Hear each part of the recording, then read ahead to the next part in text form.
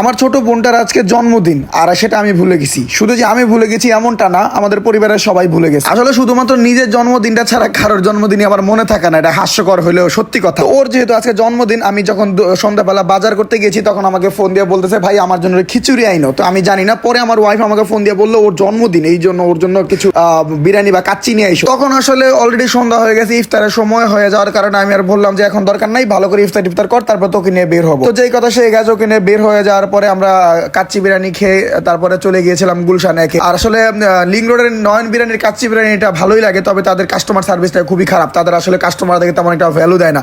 আর তারপর সেখান থেকে কাছে একটা ওয়াফেল নাট চলে গিয়েছিলাম, আর ও ওয়াফেলও খেতে চাইছিল। তো ওখান থেকে দুটো চকলেট ফ্লেভারের ওয়াফেল নিয়ে বাসায় চলে আসলাম। আর এই ছিল আসলে ওর ছোট্ট ট্রিট, যেটা হচ্ছে ওর বার্থডে জন্মদিন। কাচ্চি প্লাস হইতেছে ওয়াফেল খাওয়ানোর পরেও বেচারার মন এখনো ভালো হয় নাই। আসলে বিষয়টা হইতেছে ওকে কেউ উইশ করে নাই হয়তো তার জন্য। যারা যারা ভিডিও দেখতেছেন, ওর নাম মাইমুনা, সবাই ভিডিওতে কমেন্ট বক্সে ওকে উইশ করে দেন, হয়তো কমেন্ট গুলো দেখে হয়তো ওর ভালো লাগতে পারে।